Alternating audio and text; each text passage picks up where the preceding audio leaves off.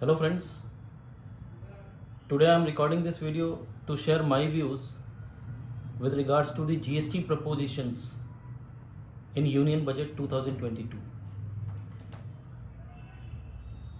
Friends, we are aware that after the implementation of GST, most of the decisions are taken on the basis of recommendation of the GST Council.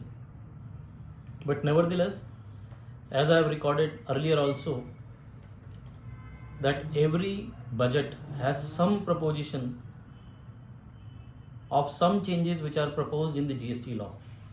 इस बार भी कुछ ऐसे changes हैं जो union budget 2022 में propose किए गए हैं.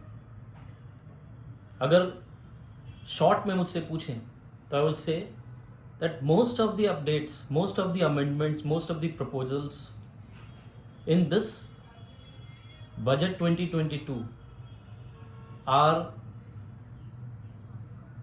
giving power or are beneficial to the tax officers and not to the taxpayer, barring few. Yes, there are few amendments जो taxpayer friendly हैं, but most of the amendments are in favor of the revenue.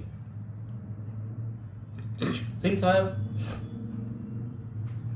prepared a document wherein I have tried to comment in detail about my views and the detailed analysis has been done, which I am sharing as a link with this video. तो आप वो download कर सकते हैं, download करके आप वो views को पढ़ सकते हैं. Very honestly and bluntly I have tried to share my views, first reaction to the proposed amendments. I am not sure whether I am correct or wrong, but these are my reactions to the amendments which have been proposed in this budget. कुछ glimpses अगर हम ले, section 16(2) जब हम पहले भी record कर रहे थे, जहाँ पे हमने बजट से एक्सपेक्टेशन रिकॉर्ड किए, तो हमने बोला था कि 16(2) में जो रिस्ट्रिक्शंस आप ला रहे हैं, you can add few more restrictions to that, but that is not going to ease up and that is not going to help the taxpayer. So again, as expected, now they have further inserted another clause after clause B, that is clause BA to section 16(2). और ये जो इन्होंने insert किया है वो insert ऐसा कर दिया कि 38(2) यानी सेक्शन 38 सबसेक्शन 2 में वो कुछ रिस्ट्रिक्शंस प्लेस कर रहे हैं, because they have entirely substituted section 38 now, and in spite of saying that कि इनवर्ट सप्लाईज की डिटेल्स फाइल करनी है सेक्शन 38 में, now they are saying communication of the input tax credit. So they have substituted the entire section 38, and now in section 38 subsection 2 they are putting certain restrictions wherein they are saying in circumstances में आपको input tax credit available ही नहीं होगी या partially available होगी. तो वो circumstances में अगर आप फॉल करते हो तो भले ही आप 16(2) क्लॉज बी को सेटिस्फाई करते हो, क्लॉज ए को सेटिस्फाई करते हो, क्लॉज सब ए को सेटिस्फाई, डबल ए को सेटिस्फाई करते हो, but it will be presume that you are not satisfying in totality, and therefore because you are falling into the restrictions of section 38 subsection 2, the credit will not be allowed to you. So मेरा ये मानना है कि ये वापस से एक draconian provision है, और जो पूरा पर्पस ऑफ लॉ है GST law, seamless flow of credit, उसको ये कहीं ना कहीं पंक्चर करता है, कहीं ना कहीं उसको इफेक्ट करता है, which is not appropriate. Then 16(2)(c) में 43A, because it was said subject to the provisions of 43A और 41, तो 43A has been removed. So इससे ये clarify कर दिया गवर्नमेंट ने कि now you cannot expect any new return forms to be there. 43A omit कर दिया गया है, सेक्शन भी omit कर दिया गया. इसका मतलब है कि हम जो सोचते थे कि नए रिटर्न मैकेनिज्म आएंगे, नए रिटर्न सिस्टम्स आएंगे, that is not going to come. Then in 16(4) also they have amended, that is in benefit to the taxpayer. Although मेरा प्राइमा फेसी व्यू है कि इंट्रावायरस सेक्शन है ही नहीं, बट फिर भी इन्होंने 20 अक्टूबर की जो डेट होती थी उसको अब इन्होंने 30 नवंबर, तो almost 40 days they have given extra, around 40 days they have given extra to the taxpayers for claiming the input tax credit on the invoices or debit notes which they have missed for a particular year कि next year के आप 30 नवंबर तक उसको ले सकते हो. तो in spite of now keeping की date of furnishing of return under section 39, they have made it 30th November or the annual return, whichever is earlier. Then they have amended section 29(2)(b, which was dealing with the composition levy, कि अगर वो 3 consecutive tax period के return नहीं भरेगा तो उसको वो suo motu cancellation के लिए एलिजिबल हो जाएगा. यहाँ भी इन्होंने कह दिया कि अगर वो एक फाइनेंशियल ईयर का नहीं भरेगा और फाइनेंशियल ईयर के खत्म होने के 3 महीने तक, बियॉन्ड 3 मंथ्स अगर वो नहीं भरेगा तो he will be covered into this और उसको वो नोटिस भेजा जा सकता है. नेक्स्ट एक अमेंडमेंट है जहां पे 6 मंथ्स का टाइम लिमिट था 29 सबसेक्शन 2 क्लॉज सी में, कि अगर 6 मंथ 6 कंटिन्यूस पीरियड के लिए अगर मैं रिटर्न नहीं भरता तो वो सुमोटो कैंसिलेशन के लिए इंटाइटल हो जाता है, ऑफिसर मुझे नोटिस इशू कर सकता है. अब इस पीरियड को ऐसा बोल दिया है कि अब 6 मंथ नहीं है, it can be period as may be prescribed. So meaning thereby again the power has been given to the officers to the revenue that they can come out with a rule or maybe a notification or something like that, wherein via delegated legislature now they can say कि भाई इस situation में 2 महीने का return भी अगर आपने नहीं भरा तो आपको 29(2) का रिपरकेशन फेस करना पड़ सकता है या सुमोटो कैंसिलेशन का नोटिस आ सकता है. देन अगेन सेक्शन 34 में जो क्रेडिट नोट की बात थी, जो सितंबर की बात थी, उसको उन्होंने 30 नवंबर कर दिया. Not going into that. Major changes जो इन्होंने किए हैं इस बजट में जो प्रपोज किए हैं वो सेक्शन 37, 38, 39 में किए. Because now they have accepted and admitted that GSTR 1 है वही रहेगा, GSTR 2 नहीं आने वाला, GSTR 3 नहीं आने वाला. तो आपको GSTR 1 और GSTR 3B से ही अपनी लाइफ GST की पूरी करनी है. So now they have clarified and they have amended this also to a large extent, जहां पे इन्होंने ये कह दिया कि सेक्शन 38 को हम पूरी तरीके से चेंज कर देते हैं और सेक्शन 38 को उन्होंने अब पूरी तरीके से रिवैम्प कर दिया है या सब्स्टिट्यूट कर दिया. So therefore now there is no provision of section 38 which was there invert supplies की रिटर्न की आप अपनी डिटेल्स भरेंगे, अगर डिटेल्स नहीं है, सप्लायर ने नहीं भरी तो आप उसमें इन्वर्ट कर सकते हैं and then it will be matching. All those things have gone. So section 38, Section 37 and Section 39 are amended to that extent, जो ये बता देता है कि अब GSTR 2 नहीं आने वाला, नंबर 1. और जो मैचिंग की हम बात करते थे सेक्शन 42 और 43 में, वो अब नहीं आने वाला.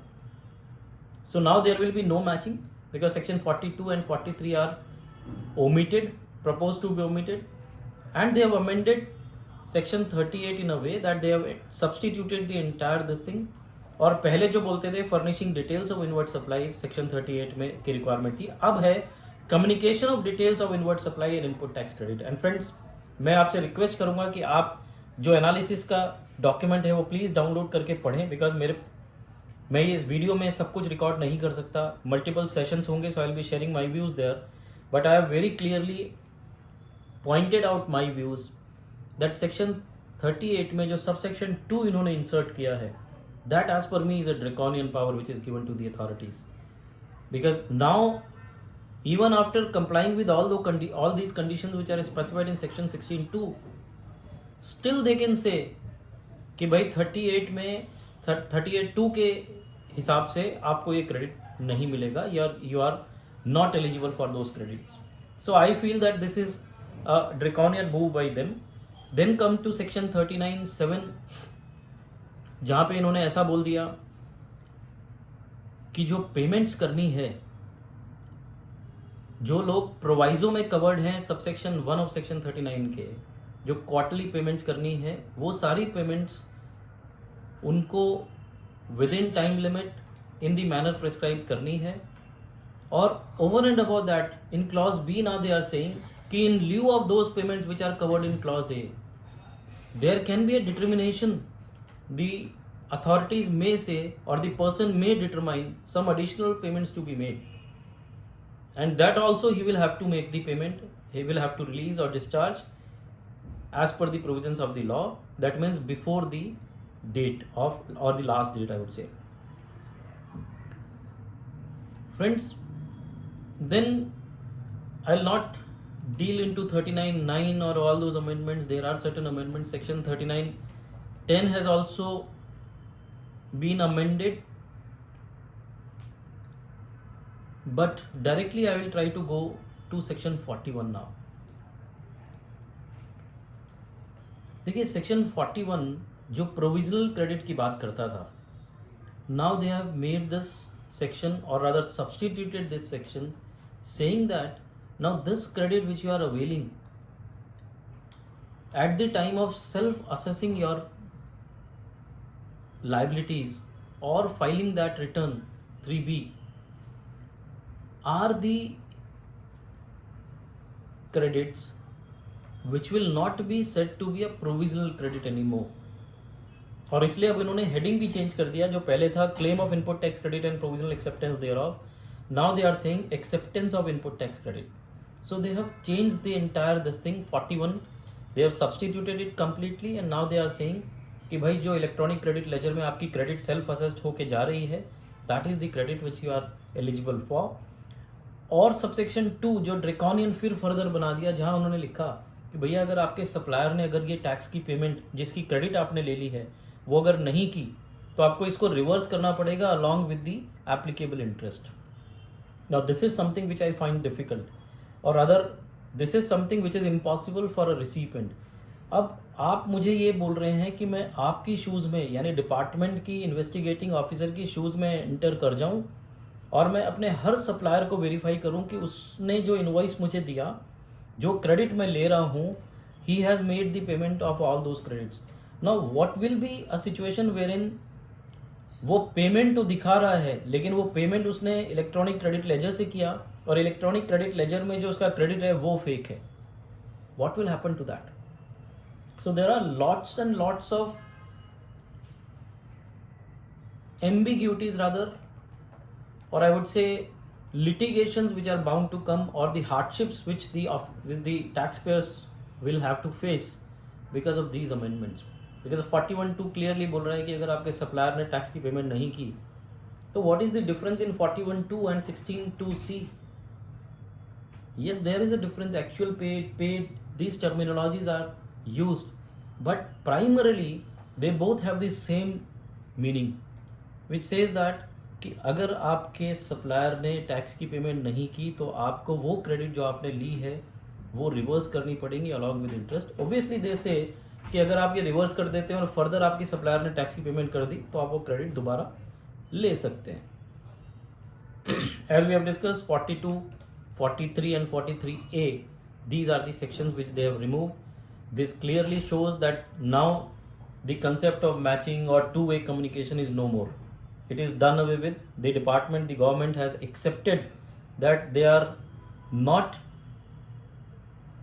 inclined to follow the matching concept, or rather let me put it in this fashion. शायद मैं थोड़ा सा हार्श हो रहा हूँ लेकिन रियलिटी है कि गवर्नमेंट हैज़ एडमिटेड कि मैचिंग कंसेप्ट के सपने जो उन्होंने दिखाए थे वो उनकी कैपेसिटी के बाहर है and therefore now there is no matching concept. But after putting these kind of conditions they are forgetting one thing. एक एग्जांपल से आपको समझाने की कोशिश करता हूँ. मेरा एक 10 करोड़ का टर्नओवर है, मेरे 500 लोग हैं जिनको मैं रिसिपिएंट्स हैं जिनको मैं सप्लाई करता हूँ. 10 करोड़ में से 8 करोड़ की टैक्स की पेमेंट मैंने की है, 2 करोड़ रुपए पे टैक्स की पेमेंट मैंने नहीं की.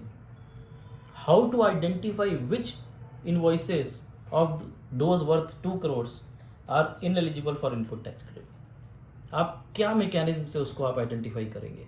आई don't think it is possible to identify, and specially for recipient it is next to impossible. Rather, even for the department it is not possible, because invoice wise कभी भी नहीं होता.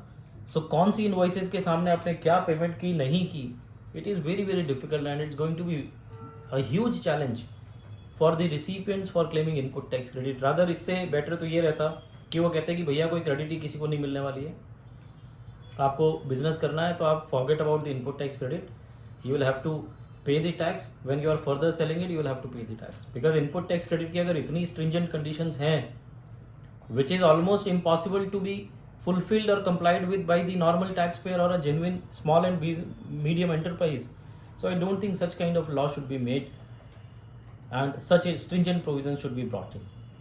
Anyways friends, section 47 जो late fees की बात करता है, 47 में now they have incorporated or included section 52 also.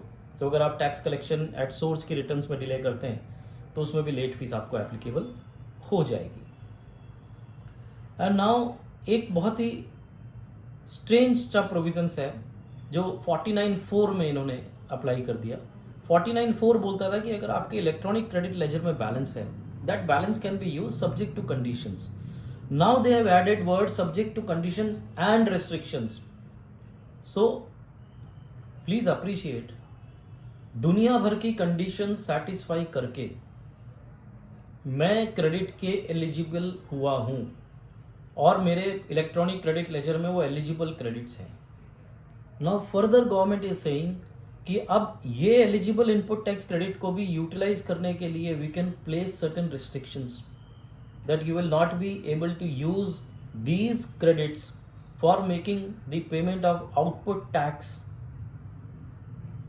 This is something which is very harsh because आप पहले तो इतने इम्पोज कर देते हो कंडीशंस, वो कंडीशंस को मैं सेटिस्फाई करता हूँ एंड बाद में आप बोल देते हो कि नहीं भैया आपने कंडीशन सेटिस्फाई कर दी है, फिर भी हम आपको अलाउ नहीं कर सकते इलेक्ट्रॉनिक क्रेडिट लेजर के बैलेंस को यूज करने के लिए और आपको ये रिस्ट्रिक्शंस को कंप्लाई करना पड़ेगा. Then further they have substituted subsection 10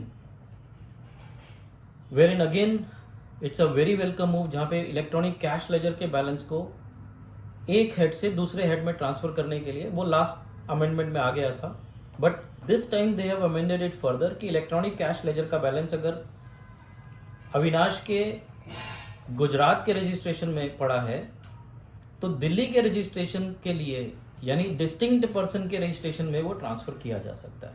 so that is something which I would say is a very welcome move. But वहाँ एक कंडीशन डाली है कि अगर अविनाश का गुजरात का बैलेंस है और अविनाश के गुजरात के इलेक्ट्रॉनिक लायबिलिटी रजिस्टर में अगर कोई लायबिलिटीज हैं, then it cannot be transfer to Avinash Delhi, otherwise it can be transfer. The electronic cash ledger का जो बैलेंस है वो ट्रांसफर हो जाएगा and it will be presume कि गुजरात में उसने रिफंड ले लिया है, Avinash has claim the refund. Now further एक और चीज है सेक्शन 49(12). अगेन मैंने अपने डॉक्यूमेंट में लिखा है this is a height of autonomy. Government has cross the limit where in now they are saying कि इलेक्ट्रॉनिक क्रेडिट लेजर के बैलेंस को आप डिस्चार्ज किस तरीके से करेंगे या कितना उसको डिस्चार्ज कर सकते हैं उसके लिए भी नोटिफाई कर सकते हैं वो कि कितना मैक्सिमम पेमेंट किसी लायबिलिटी का आप इलेक्ट्रॉनिक क्रेडिट लेजर से कर सकते हैं. तो इनडायरेक्टली जैसे ये रूल लेके आए थे, I think if I am not wrong 86 capital B, जब उन्होंने बोला था कि 99% से ज़्यादा पेमेंट इलेक्ट्रॉनिक क्रेडिट लेजर से नहीं कर सकते, 1% तो आपको इससे करना ही पड़ेगा. No all those provisions are getting the statutory backup. अभी तक ये नहीं था. So therefore these kind of propositions wherein they are recommending the maximum liability which can be discharged through electronic credit ledger, they will be notifying this, are as per me not the right way of dealing with this law, and they are trying to make this law the tax officer friendly and not the taxpayer friendly, whereas ease of doing business या one nation one tax या जो चीज़ें हमने सुनी थी और जो perceive की थी उससे तो यही अंडरस्टैंडिंग थी that this will be the simplest law. Anybody can file the returns, anybody can comply with this law very very easily. He will not be requiring a service of a renowned person or a professional. He himself can be in a position or he himself can manage the entire compliances. But looking to this, it seems to be impossible. I am repeating this very cautiously. I am using these words, but as per me, the kind of provisions they have inserted or amended are going to make the life of a tax recipient, the input tax credit recipient, very very challenging and difficult. And बहुत tough हो जाएगा business करना या input tax credit को defend करना.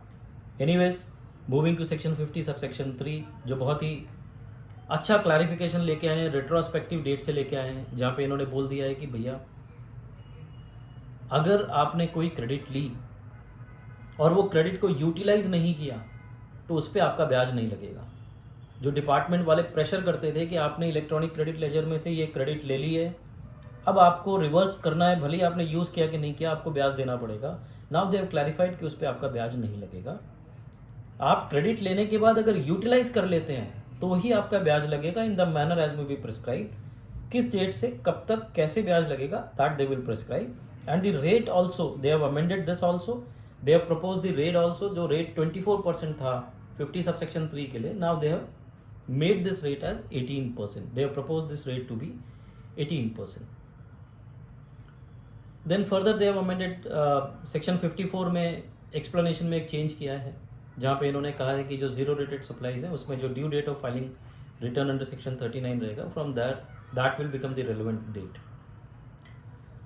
सो friends, ये कुछ major changes थे जो मेरे हिसाब से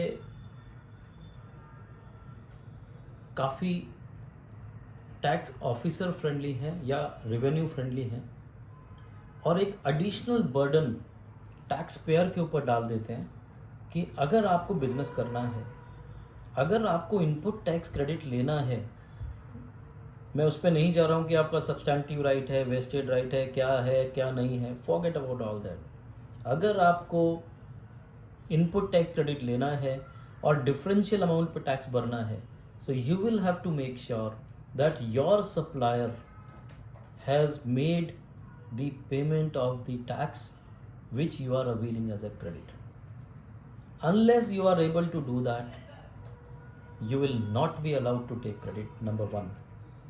Number two, even after getting the credit in your electronic credit ledger and getting it legally verified, the government can tomorrow come out with certain restrictions and conditions of utilizing that in credit of electronic credit ledger for discharging the output tax. Not only that, they can place the maximum amount that can be paid of an output liability from electronic credit ledger balance. तो कल वो ये भी बोल सकते हैं कि आपकी 2 करोड़ रुपए की लायबिलिटी अगर एडवाइजरी से आई है तो उसमें से केवल 1 करोड़ 50% की एक्सटेंट तक आप इलेक्ट्रॉनिक क्रेडिट लेजर से पेमेंट कर सकते हैं, बाकी का 50% आपको कैश में पेमेंट करना पड़ेगा। These kind of provisions are now being proposed to be inserted in this GST law. I don't understand why such conditions or stringent provisions are being brought in. अगर वो 5-4.5 साल और फेक इनवॉइसेस और वो सब भी कंसीडर करते हैं तो भी मेरे हिसाब से it is less than 1% of the population or the registered taxpayers who are indulged into such kind of illegal activities. The rest of the 99% are compliant taxpayers, and therefore now, because of these amendments in the law, once it happens, entire 100% is going to be at fix, and they are going to struggle a lot and face the hardship. Friends, these were my views pertaining to the GST provisions, GST proposals in Union Budget 2022. थोड़ा सा brief में मैंने रखा है। मैं request करूँगा कि आप वो डॉक्यूमेंट जहाँ पे मैंने एक डिटेल्ड एनालिसिस किया है उसको आप डाउनलोड करें and try to go through and read. You will understand my views very clearly, because I've tried to state my views in the best possible and the best honest way which I can use. Once again, friends, I'm thankful to each one of you for the patience hearing, and I hope this GST law can be complied with by all of us in the nature and shape it is, and in the nature and shape it is going to be once these amendments are approved by the Honorable President of the country. Thank you, friends. Thank you very much.